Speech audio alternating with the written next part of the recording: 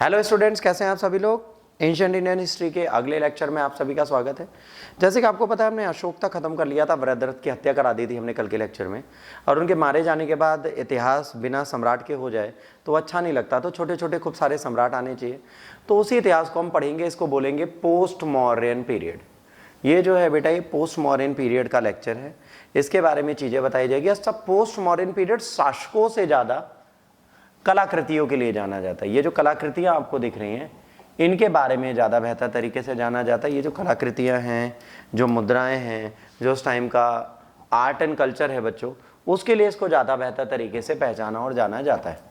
आइए इस लेक्चर की शुरुआत से पहले हम देखते हैं। देखिए, आज भी अगर आप आईएएस की तैयारी कर रहे हैं तो आईएएस की तैयारी में ये जरूर ध्यान रखिए कि किस एकेडमी से कितने रिजेक्शन है। सिलेक्शन तो एक अलग चीज़ है, पर रिजेक्शन को अगर आप कैलकुलेट करेंगे तो हर एक बड़ा नाम छोटा दिखेगा और हर एक छोटा नाम बड़ा दिखेगा। तो ये आप पर डिपेंड करता है आप किस टीचर से पढ़ रहे हैं और कैसे पढ़ रहे हैं।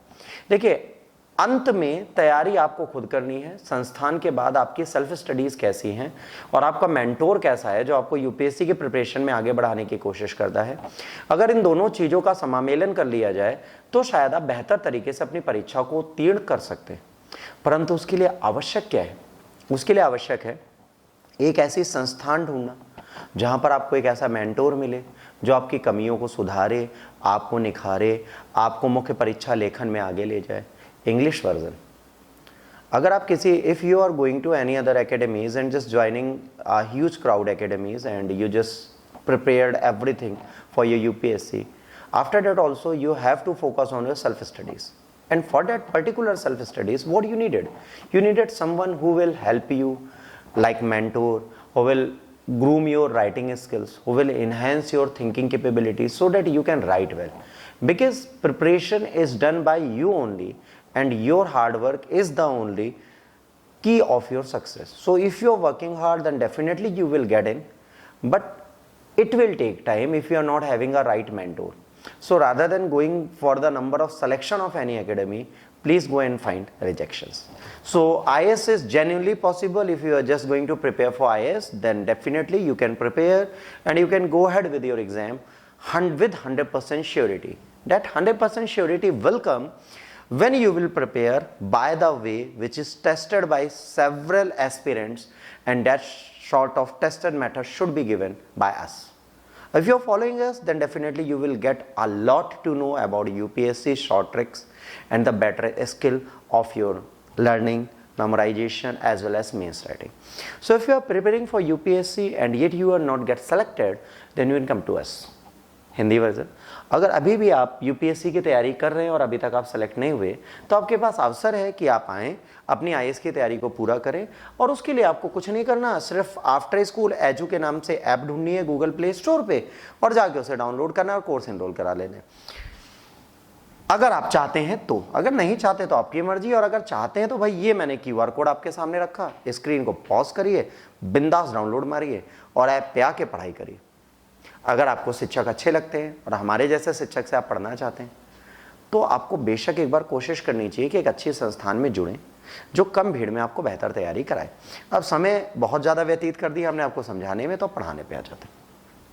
भाई पोस्ट मॉडर्न पीरियड को अगर आप ध्यान से देखिए तो देखिए फेज चल रहे हैं। अगर आप देखेंगे ये 300 AD है, ये 200 AD है। तो अच्छा देखिए, मैं जेन्युइनली बता दूं कि ये भी किसी कोचिंग के मैप्स होते हैं, मेरे खुद के बनाए नहीं होते। तो मैं कभी ये नहीं कहता कि मैंने अकेले मैप्स बनाए हैं। हम भी बीइंग शिक्षक जहाँ से अच्छा मिलता है हम ले लेते हैं। तो आपको उसके बारे में नहीं सोचना कि सिर्फ खुद बना रहे हैं। ये मैप्स आप कभी भी ढूंढेंगे आपको गूगल्स पे अवेलेबल मिलेंगे। तो अगर आप ध्यान से देखिए तो कितने सारी छोटी छोटी किंगडम्स यहाँ पे बनी है। देखिए, गुप्ताज भी आ रहे हैं, कलिंग भी है, वकाटका भी है, नागाज भी है ना, ये सब चल रहे हैं। इसके बाद जब थोड़ा आगे बढ़ते हैं तो यहाँ पर देखिए क्या होता है, यहाँ पे छोटी छोटी टेरिटरीज बटनी स्टार्ट हो जाती हैं। और इन टेरिटरीज के बाद जब और आगे बढ़ते हैं, ठीक है, 100 AD में देखिए कितनी सारी टेरिटरीज डिवाइड हो गई। और जब 1 AD पे आते हैं तो भी बच्चों देखिए टेरिटरीज की संख्या कैसे बढ़ती जा रही है। तो क्या होता है, जब क्षेत्र धीरे धीरे बढ़ने लगता है और यहाँ पर बहुत सारे साम्राज्य आ जाते हैं तो दिक्कतें स्टार्ट हो जाती हैं। भैया 5वीं शताब्दी से चीजें बदलनी स्टार्ट होती हैं। हाँ, फिर भी यह माना जाता है कि उत्तरी भारत में बदलाव हो रहा है, दक्षिण भारत में कोई बदलाव नहीं रहा।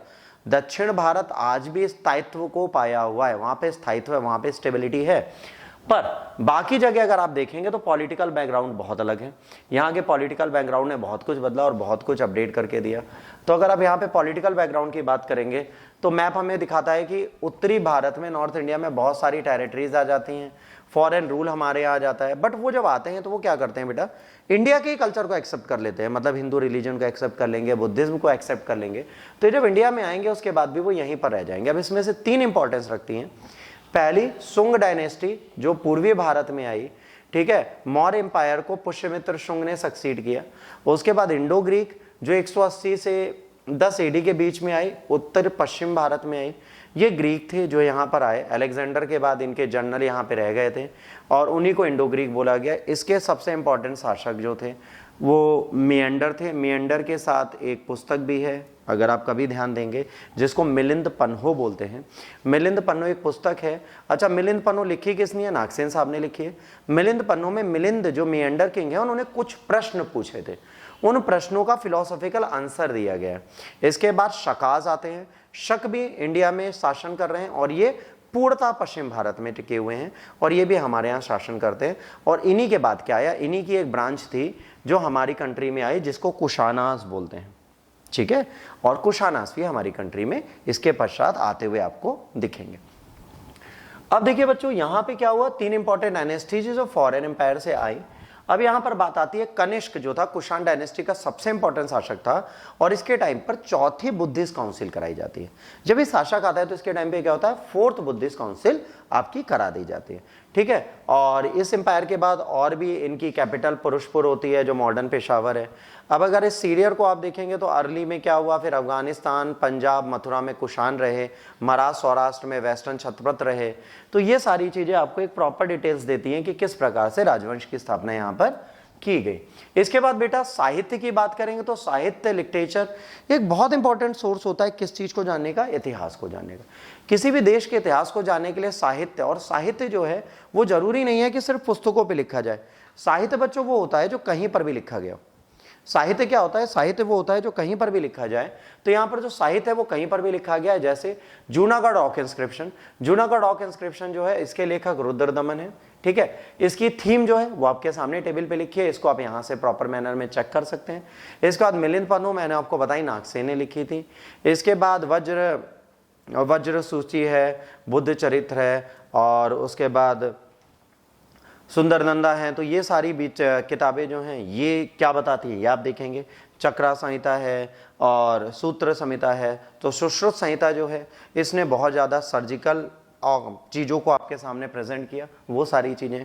अच्छा, जूनागढ़ का एक शिलालेख था जिसे गिरनार अभिलेख के रूप में भी जाना जाता है। ये अगर आप दिल्ली में जाएंगे तो उसके नेशनल म्यूजियम में बाहर ही रखा हुआ है, वहाँ से प्रॉपर देख सकते हैं। इसमें बहुत सारी चीज़ें दी गई, अशोक के बारे में भी चीज़ें लिखी हैं, इंस्क्रिप्शन बुद्धिस्ट के बारे में बहुत कुछ बताता है। तो एक बहुत इंपॉर्टेंट सेगमेंट है। तो आप ये सब जो है ये उत्तर मौर्य काल के बाद की चीज़ें हैं, तो इसलिए यहाँ पर देखी जा रही है। रिलीजन की बात करेंगे तो बेटा धर्म जो था अब सिर्फ बुद्धिस्ट नहीं रह गया, अब वैष्णव और शैव और नारायण, विष्णु, ये सब नाम जो हैं ये आपके सामने आ जाएंगे। 3 स्ट्रीम आ गई। विष्णु वैदिक टाइम के गॉड थे, नारायण नॉन वैदिक ट्राइबल गॉड थे, विष्णु को फिर हमने भैया कृष्ण वासुदेव की तरह पूजना स्टार्ट कर दिया और वहीं से वैष्णव धर्म स्टार्ट हो गया। तो हिंदुइज्म फैला। और बुद्धिज्म की बात करेंगे तो बुद्धिज्म जो था उनको रॉयल पैट्रोनेज आज भी मिल रहा है, कई सारे राजा महाराजा यहाँ पर चल रहे हैं, और इसी में कनिष्क ने चौथे बुद्धिस्ट काउंसिल अपने यहाँ करा दी थी। अब इसके बाद बेटा हीनयान महायान में ये दोनों धर्म बटे थे। तो इनके बारे में आपको पता ही है कि बुद्ध में हीनयान महायान कैसे बटा। तो हीनयान लेसर वियर है, महायान ग्रेटर है। तो इनमें भी बहुत सारी चीज़ें, इस स्क्रीनशॉट को आप एज इट इज़ ले लें और एक बार इसे पढ़ लेंगे तो आपको याद हो जाएगा। लिटरेचर पाली में मिलता है हीनयान का, महायान का बेटा संस्कृत में भी मिलता है। तो यहाँ तक आज हम करेंगे, इसके आगे के लेक्चर को हम कल स्टार्ट करेंगे। अगर ये भाग आपको पोस्ट मॉडर्न पीरियड का अच्छा लगा हो तो प्लीज़ लाइक, शेयर और सब्सक्राइब करना ना भूलें। आज का लेक्चर इतना ही, होपफुली आपको अच्छा लगा होगा। God bless you all, take care, जय हिंद, वंदे मातरम।